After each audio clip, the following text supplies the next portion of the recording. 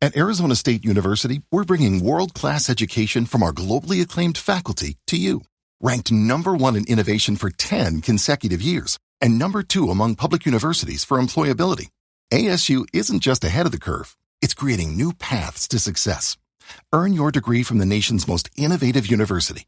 Online, that's a degree better. Explore more than 300 undergraduate, graduate, and certificate programs at asuonline.asu.edu. Los llamamos encuentros cercanos. Él vio a esos seres extraterrestres. Los abdujeron durante días. Los relojes que llevaban se detuvieron.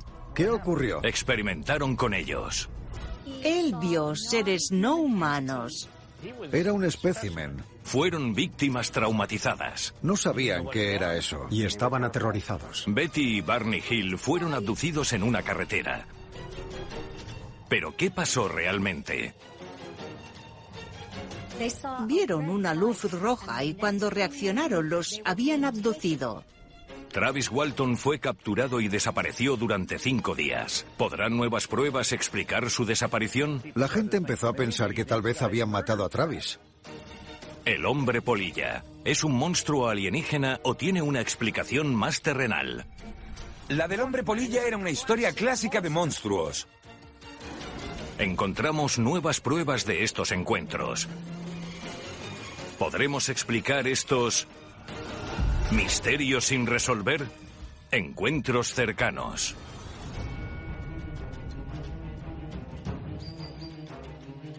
En 1961, una historia de otro mundo cautivó a los estadounidenses.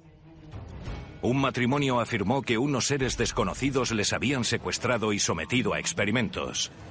¿Fueron abducidos por seres alienígenas como afirmaban? ¿O revelarán las nuevas pruebas una teoría alternativa?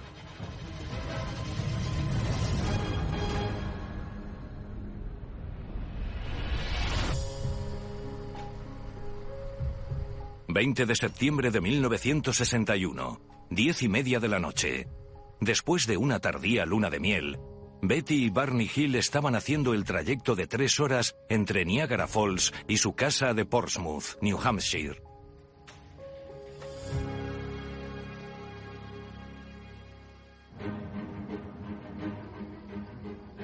Mi tía Betty era una persona normal. Era muy inteligente y era trabajadora social en el estado de New Hampshire. Se había licenciado en la Universidad de New Hampshire y era una de las intelectuales de la familia. Barney había servido con honores en el ejército en la Segunda Guerra Mundial. Era negro y había crecido en Virginia, en una sociedad segregada, y de adulto vivía en Filadelfia. Barney trabajaba en el servicio de correos y estaba muy involucrado en el movimiento por los derechos civiles de los Estados Unidos. Betty y Barney Hill eran una pareja interracial de New Hampshire en 1961. Esa experiencia fue algo abrumador. El trayecto transcurrió con normalidad hasta que Betty vio algo en el cielo, lo que parecía ser un disco volador. Estaban conduciendo por el campo, volviendo de unas merecidas vacaciones. Vieron una luz extraña en el cielo que se acercó mucho y les alcanzó en New Hampshire. En medio de la nada, lejos de cualquier ciudad grande. La nave se movía de un modo extraño. En una ocasión se movió en zigzag. Luego bajó en picado. Esa nave se movió verticalmente arriba y abajo. En otra ocasión parecía girar. Barney detuvo el coche en medio de la carretera. Se bajó, miró la nave y la describió como una tortita enorme. Lo más inquietante fue lo que Barney vio con los prismáticos. Vio algo más detrás de la ventana de la nave. Vio seres no humanos que le estaban mirando. Eran humanoides, tenían 2 brazos, 2 piernas, cabeza, cuerpo. Entonces se asustó y volvió al coche gritando que tenían que marcharse de allí. De pronto, sintieron un cosquilleo que recorrió sus cuerpos. El coche se sacudió y cuando despertaron, habían recorrido 56 kilómetros en la misma carretera con muy pocos recuerdos de lo que había ocurrido. Al llegar a su casa de Portsmouth, los Hill se sorprendieron porque era mucho más tarde de lo que pensaban. Calcularon que llegarían entre las 2 y las 3 de la madrugada. Pero cuando llegaron a casa, estaba amaneciendo. Era más de las 5 de la mañana. Habían llegado 2 horas más tarde de lo previsto. ¿Qué ocurrió?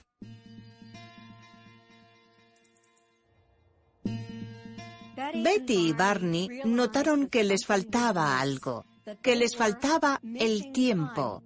Confundidos, intentaron unir sus recuerdos de las últimas horas. Y empezaron a aparecer pistas misteriosas. Los relojes que llevaban esa noche se detuvieron. Y cuando Barney se miró los zapatos, estos estaban arañados, pero no sabía qué había pasado. Y el vestido de Betty estaba roto por varias partes. Como no sabía qué hacer, Betty llamó a su familia pidiendo ayuda. Betty llamó a mi madre, su hermana pequeña. El mejor amigo de mi padre había sido jefe de policía. Le dijo a Betty que debía ponerse en contacto con la base aérea de Pease e informarles de lo ocurrido. Unas horas después, las fuerzas aéreas pusieron en contacto a Betty y a Barney con un psiquiatra, el doctor Benjamin Simon. Si miramos los méritos del doctor Simon, vemos que eran bastante impresionantes. Había estudiado en Harvard. Era un experto en obtener testimonios de situaciones traumáticas para sus pacientes. Utilizaba la hipnosis para devolver a las personas a la situación traumática que habían vivido. Yo he tenido la suerte de hablar con personas involucradas en la recuperación de recuerdos perdidos, por así decirlo, mediante la hipnosis, y me impresionó el cuidado con el que el doctor Simon llevaba a cabo sus exámenes. No ponía palabras en sus bocas. Digamos que no dirigía a sus testigos, sino que les extraía lo que había pasado. Era el psiquiatra perfecto. Barney y Betty fueron a ver al doctor Simon.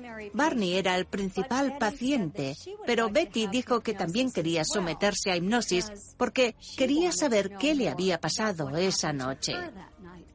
El doctor Simon trazó un plan. Los hipnotizó por separado, usando la hipnosis de trance profundo, y les provocó amnesia al final de cada sesión. Lo hizo por 2 razones. La primera era que no compartieran información ni se contaminaran las informaciones entre sí. La otra razón era que, en ciertos momentos de su experiencia, los dos habían vivido situaciones tan traumáticas que eso podría haber empeorado el estado de Barney y haberles creado un trauma emocional. Cuando estaban bajo los efectos de la hipnosis, los dos podían relatar por separado lo que había ocurrido en esas 2 horas de tiempo perdido. El doctor Simon descubrió que las 2 historias tenían similitudes inquietantes.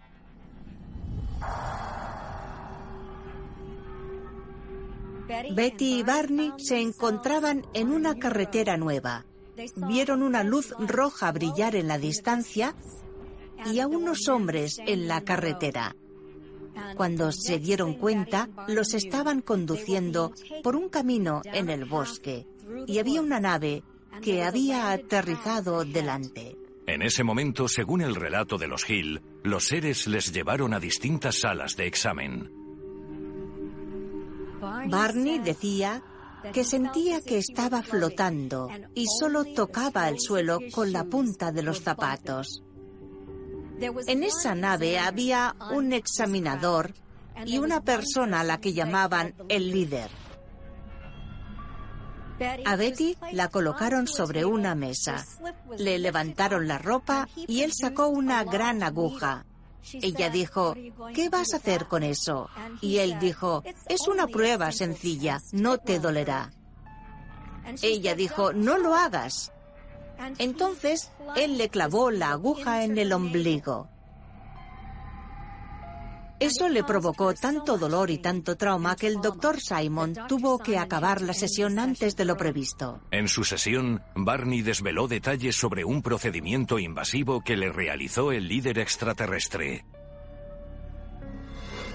Le colocó a Barney un instrumento en forma de copas sobre la entrepierna y le extrajo semen de su cuerpo. Eso fue muy traumático para Barney. Esta declaración bajo hipnosis proporcionó pruebas sólidas de que fueron secuestrados por seres extraterrestres. Teoría 1. Abducidos por extraterrestres. Creo que a Betty y a Barney les abdujeron porque esa es la explicación más simple. Estaban en el lugar y el momento equivocados. Mi teoría es que unos seres no humanos a bordo de un disco volador abdujeron a Betty y a Barney y luego los soltaron, más o menos ilesos. Cuando llegaron a casa, resultó ser que había 2 horas de las que ellos no recordaban nada. Las pruebas físicas eran los profundos arañazos de los zapatos de Barney y el vestido roto de Betty, y los recuerdos de Betty sobre la carta estelar. Betty recordó un mapa de estrellas que el líder extraterrestre le había enseñado después de la prueba y que supuestamente desvelaba la posición exacta desde la que vinieron los extraterrestres. Él le mostró una carta estelar tridimensional con puntos de luz conectados por líneas con otros puntos de luz. Había 2 estrellas cercanas, se llamaban estrellas base, Z1 y Z2 Reticuli, en la constelación de Reticulum, que está a 39,3 años luz de distancia. Para los investigadores, esta era una prueba impresionante. La constelación de Reticulum se descubrió en el siglo XVII y es muy conocida por los astrónomos.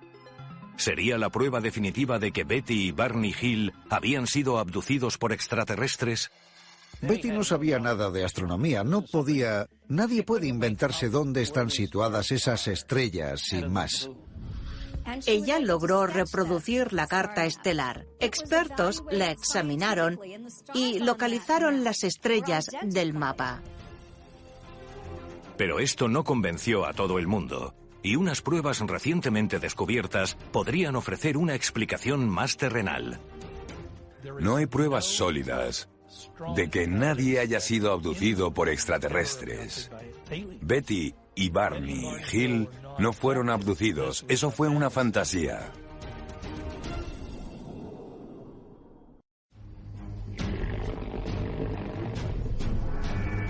La de Betty y Barney Hill es una de las historias de abducción más investigadas del mundo. Y no todo el mundo está convencido de la veracidad de su relato. La explicación menos fiable es que se perdieran 2 horas. Eso le pasa a todo el mundo. A mí también. Pensamos en nuestras cosas y no calculamos bien el tiempo. Es muy común y nos hace pensar que convirtieron algo tan mundano, tan normal para todo el mundo, en una experiencia súper especial. Teoría 2. Una fantasía. ¿Pudieron Betty y Barney haber inventado la historia? Una teoría reciente sugiere que a Betty Hill le costaba distinguir la fantasía de la realidad. Betty estaba loca. Y no lo digo con mala intención, esa fue la impresión que me dio.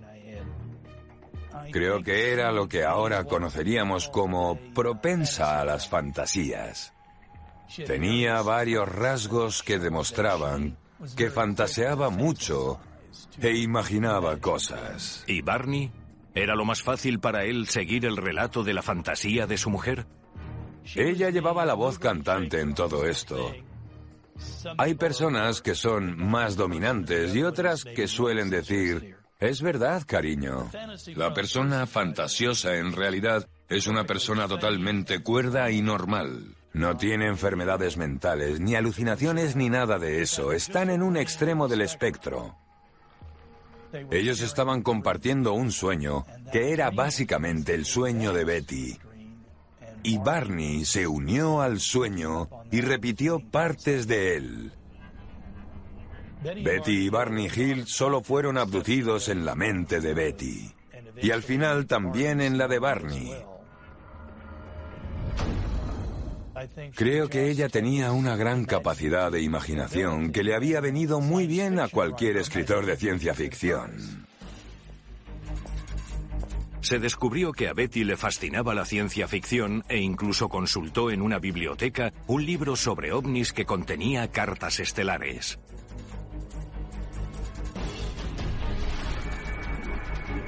Más adelante, Betty se sometió a una evaluación psiquiátrica que convenció a muchas personas, incluido Nickel, de que toda la historia de la abducción fue un invento.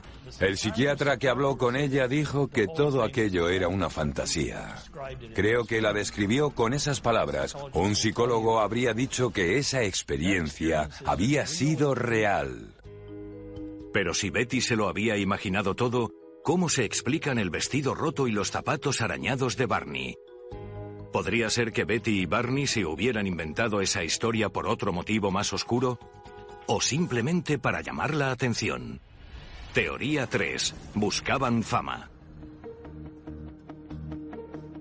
El incidente de Betty y Barney Hill. Yo conocí a Betty más tarde. Fue poco antes de su muerte, pero estaba claro que era muy famosa. Betty y Barney participaban en muchos congresos de ufólogos. Y tras la muerte de su marido, Betty apareció frecuentemente en programas de televisión y en libros.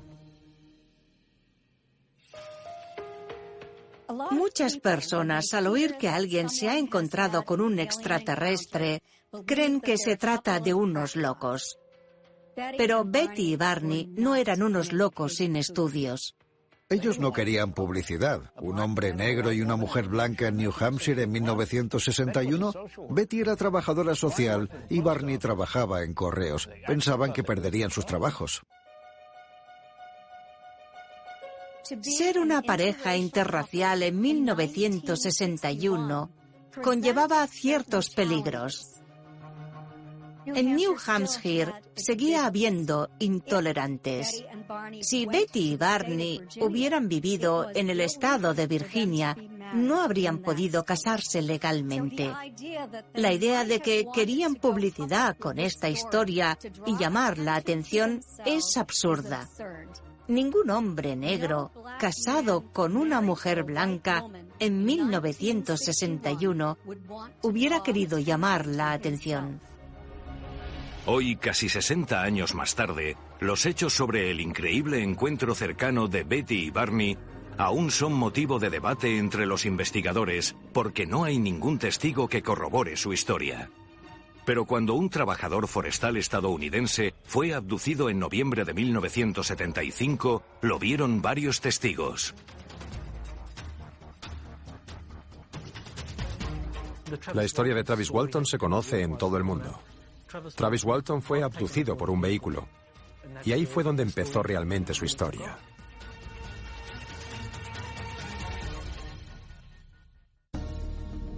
Un encuentro en la primera fase consiste en avistar un ovni. La segunda fase requiere pruebas físicas. Y la tercera fase se da cuando hay un contacto directo con los extraterrestres. Si alguien dice que ha visto un ovni, debe estar loco. Y si dice que ha contactado con ellos, es que está aún más loco. Es absurdo. La historia de Travis Walton se conoce en todo el mundo.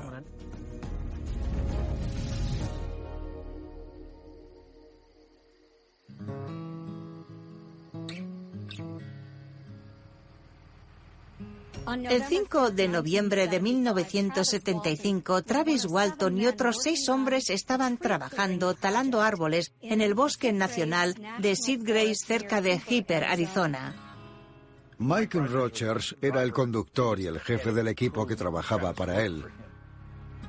Travis era su mejor amigo.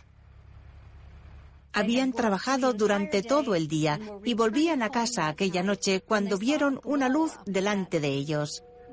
Al principio pensaron que era un incendio, pero cuando se acercaron se dieron cuenta de que era un disco que planeaba al lado de un árbol.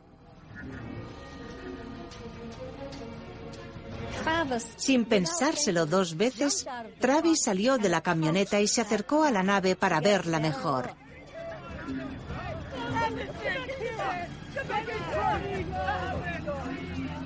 Y de repente salió un rayo de la nave que golpeó a Travis en el pecho. El cuerpo salió disparado varios metros. Los demás de miedo. Pensaron que Travis había muerto. Gritaron, ¡vámonos de aquí!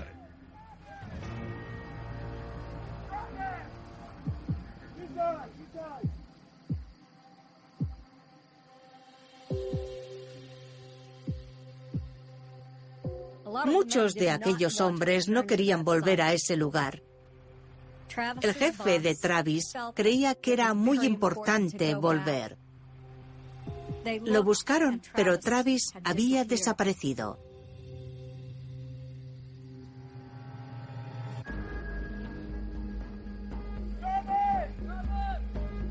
Esa noche se organizó un dispositivo de búsqueda y aunque hicieron una gran batida, no encontraron a Travis. Cuando el grupo de trabajadores informó a las autoridades, estas reaccionaron con incredulidad.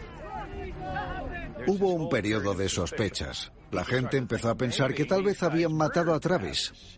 Acabaron acusándoles de estar implicados.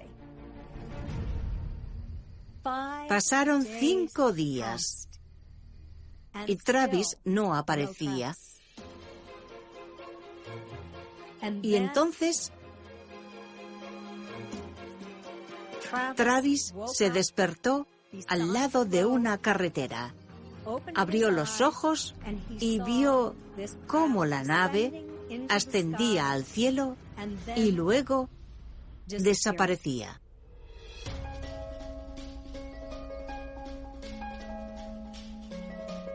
Llegó a un teléfono cercano y llamó a su hermana. Su cuñado contestó y en un principio no se creyó que fuera Travis. Le dijo, has estado 5 días desaparecido. Travis creía que solo habían pasado un par de horas.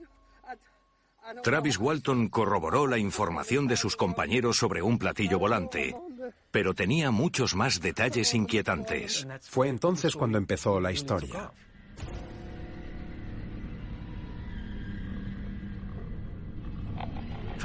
Travis Walton permaneció 5 días a bordo de un vehículo. Vio a esos seres extraterrestres a su alrededor. No le hacían nada, solo le observaban. Todo eso le fascinaba. ¿Cómo ha ocurrido todo esto? ¿Cómo he llegado aquí? ¿Qué estamos haciendo aquí? Más tarde, le llevaron a otra sala. Y básicamente le sedaron. Lo siguiente que recordaba era estar en el suelo. Convenció a muchos expertos. Debido al intervalo de tiempo tan largo desde que se declaró su desaparición hasta que lo encontraron 5 días después, la primera idea de la policía era que le había pasado algo grave y quisieron investigar. Así que lo examinaron con un polígrafo. Parecía imposible, pero el extraño relato de Travis se vio reforzado cuando él y sus compañeros se sometieron al detector de mentiras. ¿Qué le pasó a Travis Walton? ¿Fue realmente abducido? Teoría 1. Abducción por extraterrestres. Creo que a Travis Walton sí le abdujeron en 1975. Había 6 testigos. Normalmente las abducciones suelen durar 1 hora, media hora o algo así. Pero en este caso, él desapareció durante 5 días. Y para mí, eso indica que le pasó algo bastante grave. Al haber hablado con Travis, estoy convencido de que esa experiencia fue real. Y creo que decía la verdad. No tengo ninguna duda de que Travis Walton fue abducido. Se sometió a varias pruebas con el polígrafo. Los ocupantes del vehículo que vieron el ovni también se sometieron a pruebas de polígrafo y no se detectaron mentiras. Las pruebas indican que ese hombre fue abducido por seres no humanos a bordo de un disco volador.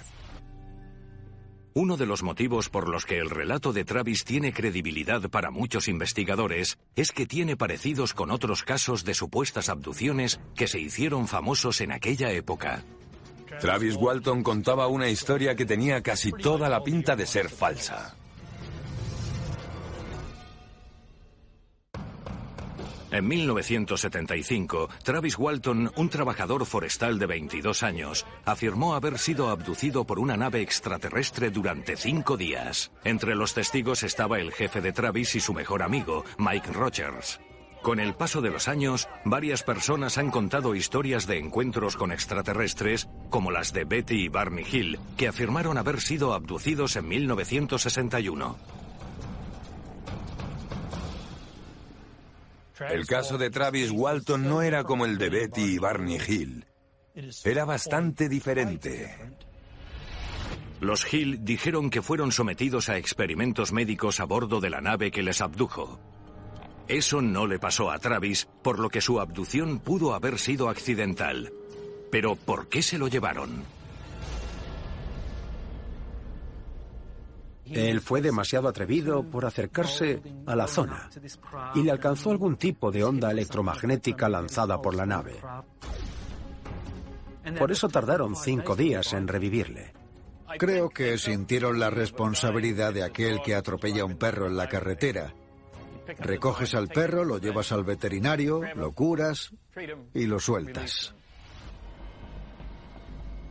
Esos seres, a pesar de querer abducir a Travis durante un par de horas como suelen hacer, le hicieron daño sin querer y le subieron a su nave durante 5 días para curarle.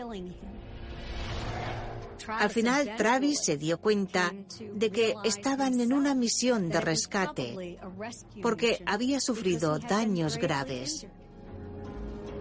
Por lo que a mí respecta, el misterio de Travis Walton está resuelto y creo que este es un caso cerrado. Pero ciertos investigadores no están de acuerdo.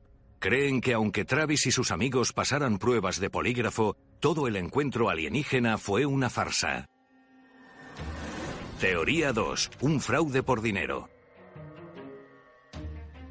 Lo que la gente no sabe es que Travis Walton superó una prueba de polígrafo, pero no superó otras 2. Todo hace pensar que su caso no era real y que contaba una historia que tenía casi toda la pinta de ser falsa. No sé exactamente dónde pasó Travis Walton esos 5 días, pero supongo que fue en un lugar remoto. Tal vez en alguna cabaña. Pero ¿por qué iba a mentir Travis Walton sobre algo tan horrible? ¿Qué tenía que ganar? ¿Por qué miente la gente? Algunas personas lo hacen para sentirse superiores a los demás, para pensar, los he engañado a todos. Otros cuentan historias falsas porque quieren ganar mucho dinero. Estoy pensando en George y Kathy Latz y su casa de los horrores en Amityville. Pensaban que si contaban una trola muy grande podrían vender derechos para una película. Hay nuevas pruebas que sugieren que Travis pudo usar la historia con intereses económicos. El diario National Enquirer tenía un gran interés en los platillos volantes en aquella época. Durante unos años ofrecieron un premio a la mejor historia anual y presentaron esta. Travis y sus compañeros dividieron el premio de $5,000 del National Enquirer.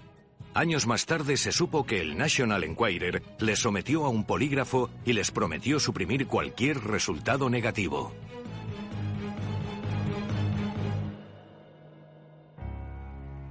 Uno de los elementos que buscaba sobre el caso de Travis para evaluar la historia era la declaración de Mike Rogers. Mike Rogers conducía el vehículo. Era el líder del equipo de Tala. Era el jefe. Travis trabajaba para él. Travis era su mejor amigo. Mike Rogers pasaba por grandes apuros económicos en esa época. Llevaba meses de retraso para completar su contrato con el Servicio Forestal de Estados Unidos y no llegaría a tiempo. Él y sus empleados iban a perder miles de dólares.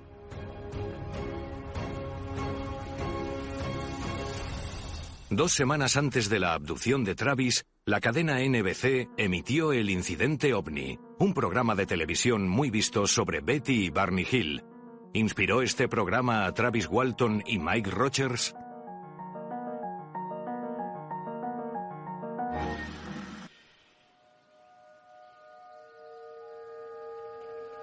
Hubo quien dijo que Travis lo hizo por llamar la atención y por dinero, que Travis no era de fiar, que haría lo que fuera por $1.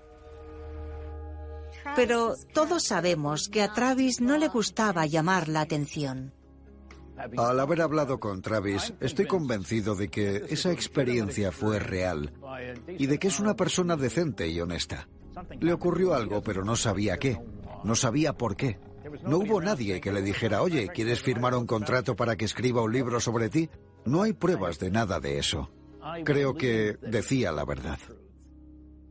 Puede que nunca sepamos la verdad de lo que pasó esa noche de 1975. Los investigadores solo tienen pruebas incompletas de Travis y sus compañeros.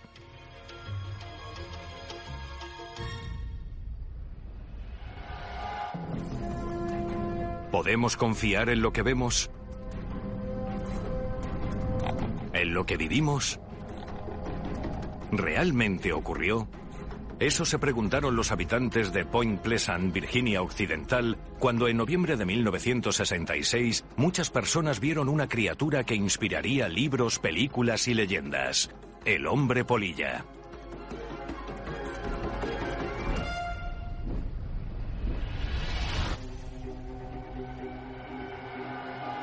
La del hombre polilla era una historia clásica de monstruos.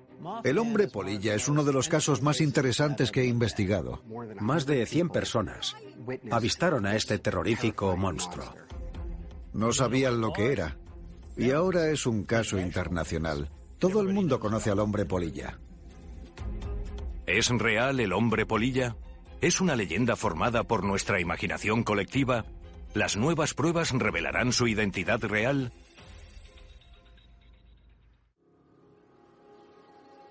Esta aterradora historia comenzó el 12 de noviembre de 1966 en Point Pleasant, Virginia Occidental.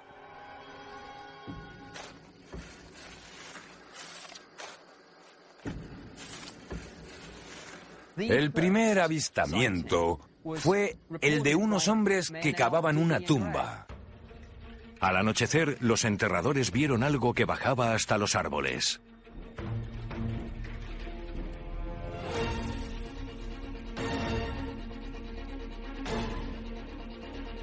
Dijeron que medía 3 metros y tenía unos ojos rojos y brillantes. Lo describieron como una persona que tenía unas alas muy largas, de unos 3 metros de envergadura. Los atemorizados enterradores fueron los primeros de una larga lista de testigos oculares. 3 noches después, Linda Scarberry y su novio volvían a casa de una fiesta cuando vieron algo.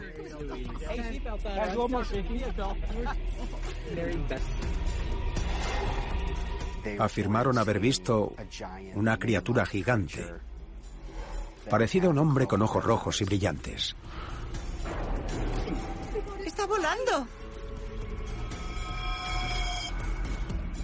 Cuando lo vieron, salió volando y quedaron aterrorizados.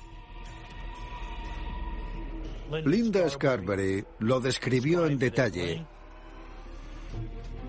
y unas 3 noches más tarde, una pareja de bomberos que estaba en la zona vieron prácticamente lo mismo que ella. Mucha gente lo vio. Era gente creíble. Gente en la que la policía local confiaba antes de que le dijeran haber visto a la criatura que luego se conoció como el hombre polilla. Si repasamos las descripciones del hombre polilla, creo que hay 2 explicaciones. O que la gente viera realmente algo que les asustaba de verdad, o que se lo inventaron.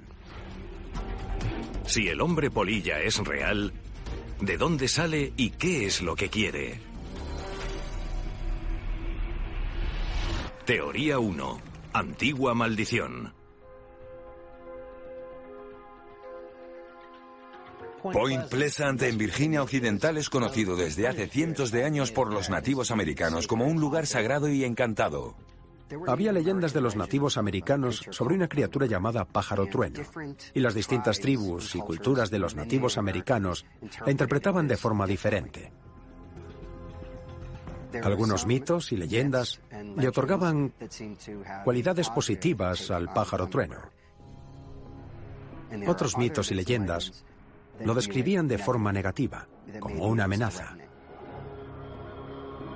Si analizamos el arte nativo americano, vemos representaciones de algo que se parece muchísimo a los dibujos que hicieron quienes avistaron al hombre polilla.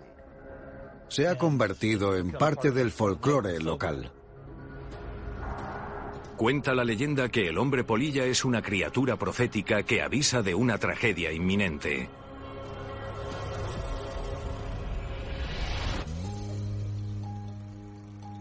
Ese miedo pronto se hizo realidad cuando hubo un desastre en el lugar donde se había visto al hombre polilla.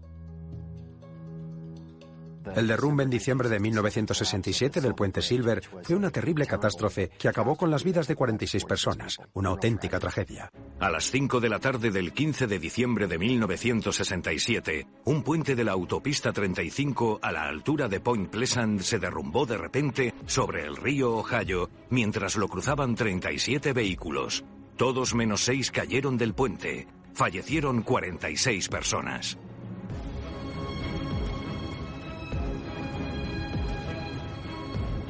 Mucha gente empezó a decir que fue por la maldición del hombre polilla. Algunas personas vieron el trágico derrumbe del puente como algo asociado al hombre polilla. Para alguna gente, esa región estaba maldita por ese espíritu vengativo. Creo que es posible que hubiera alguna conexión entre aquella tragedia y los sucesos paranormales que la precedieron. En otras palabras, si el hombre polilla apareciera hoy en mi pueblo, yo evitaría ir a los puentes durante un tiempo.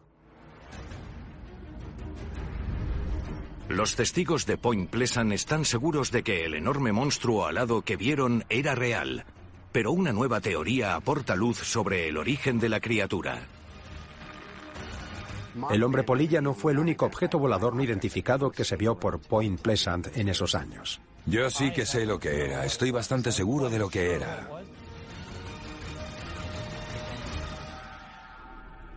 Teoría 2.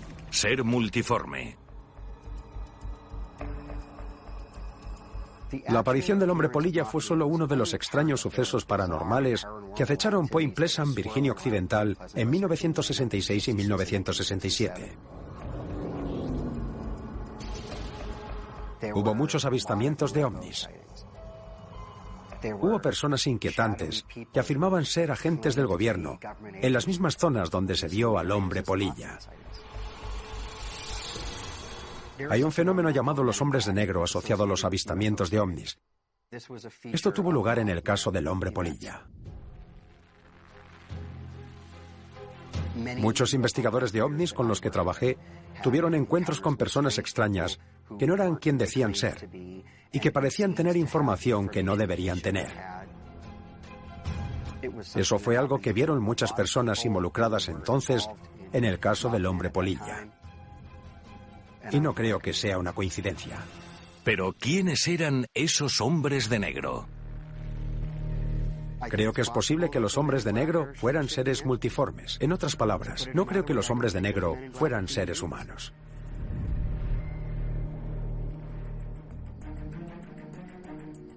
Había algo extraño en el caso del hombre polilla. La gente veía a esa criatura alada y después tenían algún tipo de encuentro inquietante con lo que parecía ser una persona que les empezaba a hacer preguntas. Mucha gente tiene miedo de contar sus experiencias con los hombres de negro, porque creen que son personas que les han amenazado, y la gente que se siente amenazada suele ser reacia a hablar. He hablado con gente que ha encontrado a los hombres de negro y que temía por sus vidas. ¿Una amenaza real o histeria colectiva? Algunos investigadores creen que lo que vieron los testigos en 1966 no fue ni un extraterrestre multiforme ni un monstruo sobrenatural. Afirman que hay una explicación científica. El hombre polilla es un misterio clásico de la criptozoología. Fue una criatura que vieron algunas personas, muy extraña, exótica y sobrenatural. Yo sí que sé lo que era, estoy bastante seguro de lo que era. Nickel afirma que la gran envergadura alar del hombre polilla y sus ojos rojos fueron confundidos por Linda Scarberry y los otros testigos. Dijeron que medía 3 metros. Ella hizo lo que todo el mundo hace. Se lo inventó. Ese era un falso recuerdo. Yo he identificado lo que creo que era la criatura. Estoy seguro de que Linda Scarberry vio un cárabo norteamericano. Teoría 3. Cárabo estadounidense. El cárabo estadounidense, autóctono de Norteamérica, es una de las especies de búhos con ojos grandes y brillantes y una mayor envergadura. ¿Será esta enorme ave la respuesta al misterio del hombre polilla? He estudiado a los búhos. He hablado con expertos en naturaleza. Nos colocamos debajo de un árbol con un foco y al dirigir la luz hacia arriba, vimos los ojos rojos como reflectantes de bicicleta del cárabo estadounidense. Y eso fue lo que me acabó de convencer. En los otros avistamientos del hombre polilla, no sé si vieron lo mismo, pero estoy convencido de que si parece un cárabo, actúa como un cárabo y tiene unos ojos rojos brillantes como los de un cárabo, es que es un cárabo.